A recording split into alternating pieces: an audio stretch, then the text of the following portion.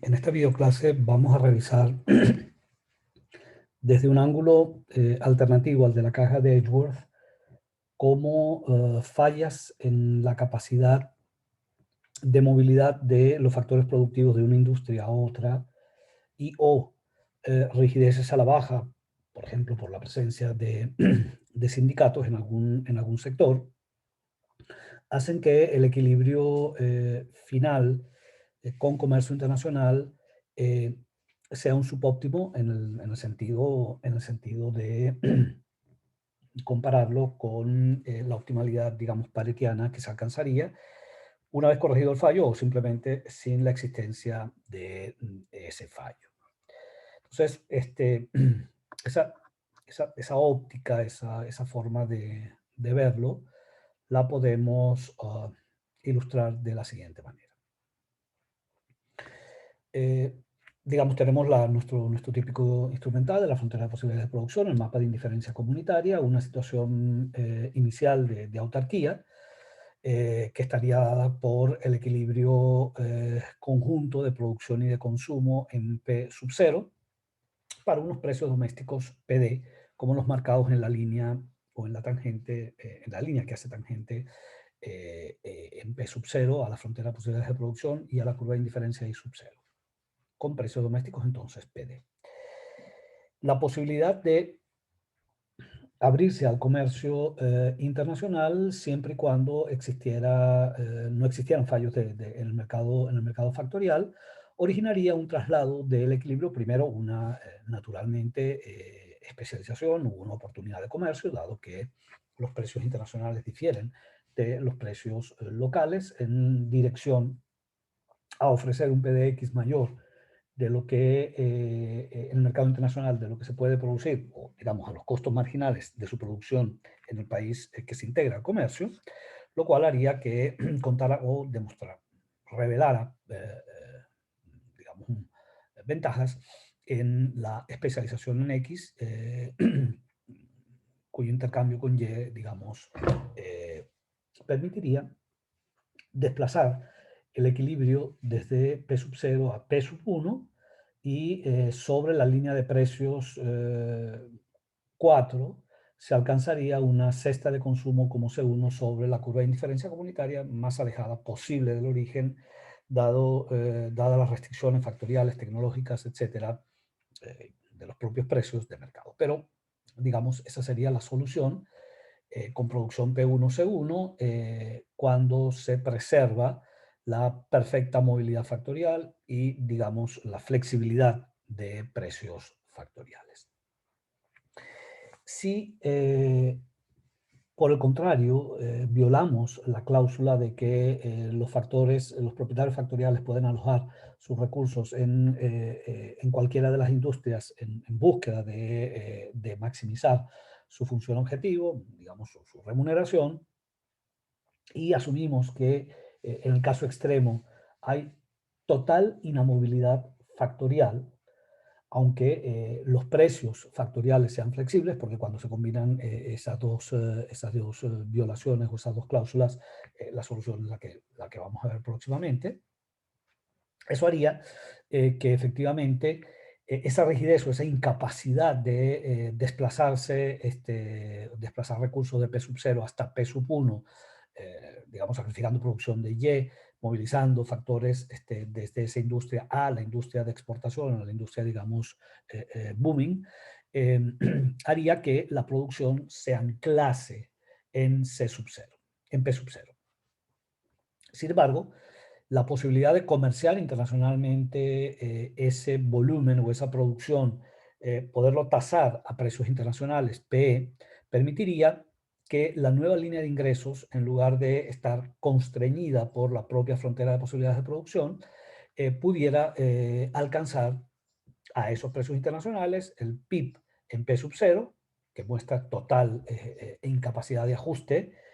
o de traslado, digamos, de recursos, haría que se pudiera consumir en C sub 0 sobre la línea de precios 3. Igual pendiente que la original PE con libre movilidad, pero esa rigidez o esa incapacidad de producir ajustes en la producción haría, sin embargo, que se alcanzara un C sub 0, que es Pareto superior al consumo que en autarquía se podría alcanzar en el punto P y sobre la curva de indiferencia I0. Eso básicamente lo que nos habla es que en este caso, incluso en este caso con esa imperfección de mercado, todavía se capturan ganancias en el consumo gracias al comercio internacional. Si ajustamos o flexibilizamos el grado de inamovilidad factorial y en lugar de ser total o absolutamente rígida la producción y la asignación de recursos productivos a una movilidad, digamos, parcial, podría efectivamente ir más allá, el consumo y la situación de bienestar podría ir más allá del punto P sub 0, a, por ejemplo, un lugar de producción como P sub 2. Es un lugar de producción, sin embargo, que está a lo interno de la frontera de posibilidades de producción. Podría ser P sub 2, pero nunca podría ser, dependiendo, por supuesto, del grado de inamovilidad, desde una total inamovilidad a una inamovilidad solamente parcial, haría que la frontera de posibilidades de producción, como marcábamos en la clase sincrónica anterior, estuviera a lo interno de la frontera de posibilidades de producción, se generaran o bien desperdicio de recursos en términos de desempleo, o bien no estarían asignados de la forma correcta, pero esa rigidez, esa imposibilidad de ajustar totalmente productividades y cantidades y volúmenes factoriales haría que nunca se alcanzara P sub 1, sino algún lugar intermedio como P sub 2 y por supuesto en la medida en que fuera más y más flexible o fuera menor las rigideces en cuanto a traslado de recursos, volumétricamente hablando, traslado de recursos de un sector a otro, pues se alcanzaría un punto más cercano a P sub 1. Pero en todo caso, entonces, lo que diríamos es que el comercio internacional, en este caso, por ejemplo, P sub 2, P sub 2 digamos, representaría a P sub 2, si trazáramos una línea, una quinta función con pendiente idéntica a la 3 y a la 4, pues simplemente alcanzaría un P sub 2, alcanzaría un lugar Pareto superior al C sub 0 en términos de bienestar, que se alcanzaría con total inamovilidad o inamovilidad perfecta, perfecta inamovilidad, y cuanto más suave, cuanto más menos rígida fuera esa capacidad de reasignar recursos, pues más cerca estaríamos de peso 1. Pero en todo caso, entonces, la situación, el libre comercio, eh, digamos, incluso a pesar de esta falla en el mercado factorial, permite capturar ganancias de consumo y permite capturar una fracción porcentual de ganancias en la producción.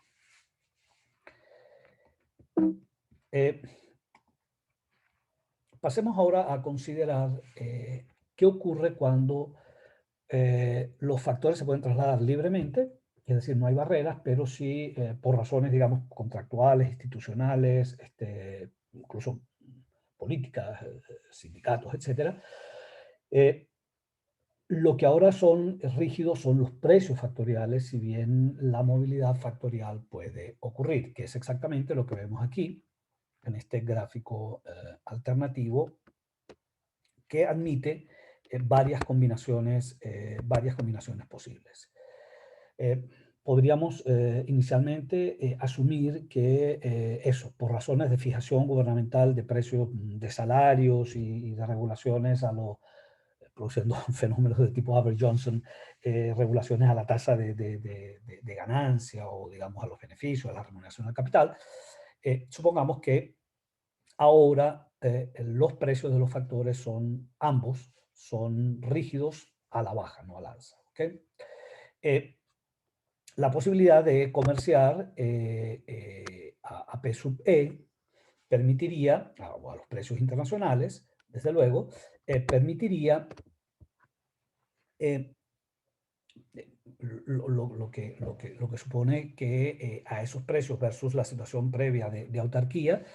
se está abaratando Y, se está encareciendo X, que es la industria en la que se especializa internacionalmente el país,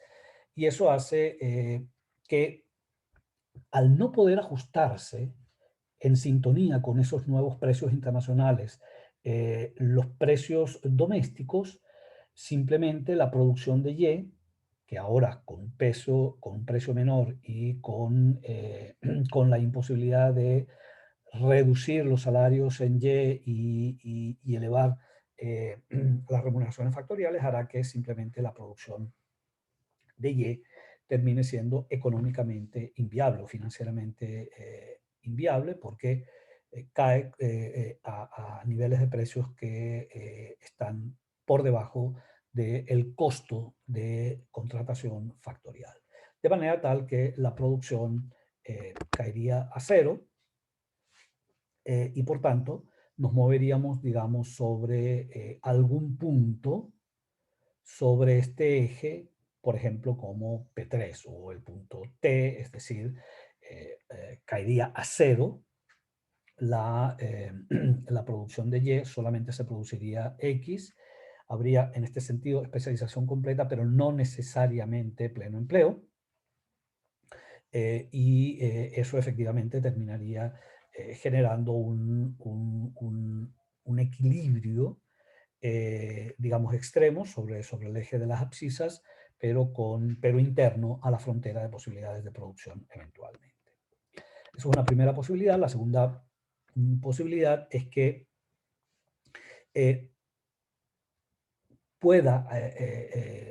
efectuarse algún tipo de movilidad en los factores, pero que no haya ajuste en el precio factorial de nuevo o haya rigideces. El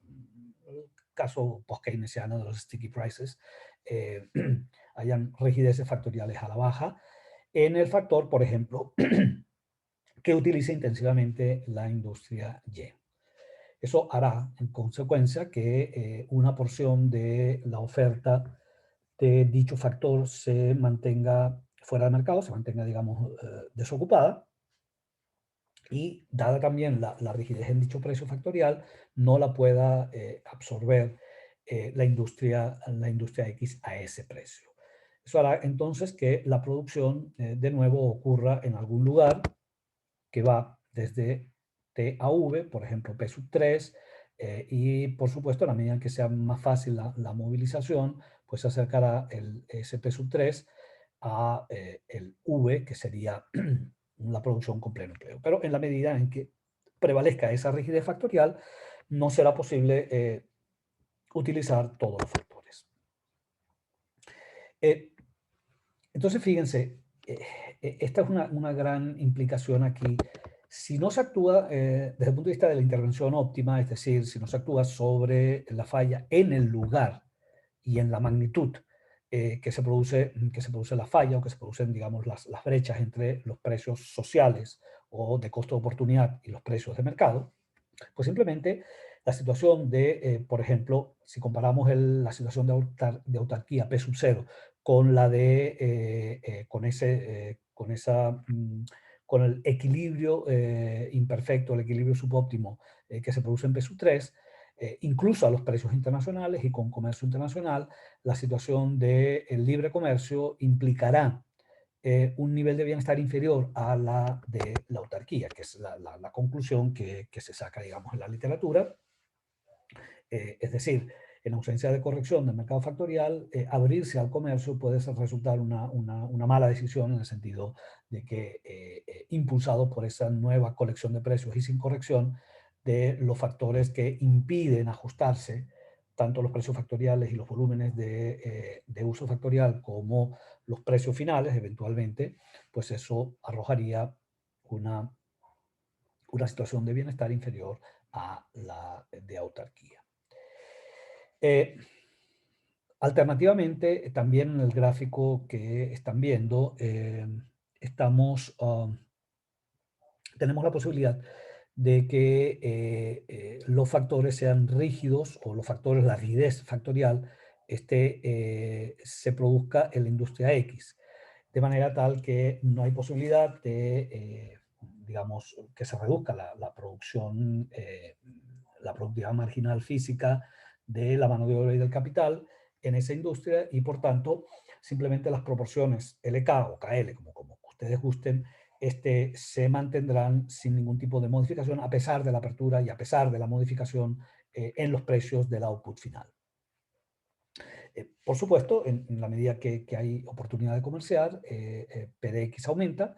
y eso hace que también aumente la productividad marginal, el valor del producto marginal físico de K y de L medido en términos de X. Y como tampoco hay ajuste en la industria Y, los factores utilizados en ella tenderán a caer por debajo del punto de producción de equilibrio autárquico, y eso pues de nuevo afectará negativamente al factor que utilice intensivamente en Y, al punto de simplemente ser inviable, y caerá de nuevo la producción de Y a cero. Como no hay,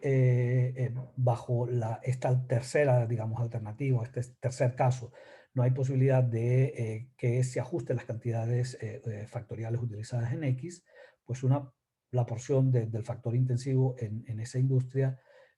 permanecerá desempleado, como también de nuevo ilustra el punto P3 en este caso. Está por debajo de la frontera de posibilidad de producción y, digamos, pertenece, digamos, a una frontera de posibilidad de producción fake o con fallas de mercado, como también en la clase sincrónica pasada señalábamos. Y, digamos, finalmente, si la rigidez factorial ocurre en Y, el comercio internacional, digamos, abarata Y, dados los precios que hemos asumido, pero la industria X, si no sufre de dicha rigidez, esa flexibilidad permitirá ajustar el uso factorial de la producción de equilibrio, digamos, versus la producción de equilibrio de autarquía, en la medida en que la productividad marginal física de ambos factores se incremente por vía del abaratamiento de Y. Este es un caso donde también cae a cero, se cesa la producción de Y, ya que, digamos, cualquier variación en esa proporción hará que se vea perjudicado el factor que es utilizado intensivo en dicha industria, pero dado que sí puede ajustar su producción X, esta podría ir más allá de T, inclusive, es decir, de la que sería la correspondiente a la autarquía, como P3, o incluso podría llegar hasta V, que sería el caso donde la producción no es la máxima en términos de bienestar, en términos del outcome de bienestar disponible, pero en B al menos hay pleno empleo de los recursos productivos, hay especialización completa, cae a cero la producción de Y, y digamos, otra vez respetando la pendiente internacional, dada la condición de país pequeño, que estamos asumiendo implícitamente, pues simplemente sobre B se podría alcanzar un punto más allá, desde luego, del que pasa por P0 igual a C, y el que iría a C sub 0 en el caso de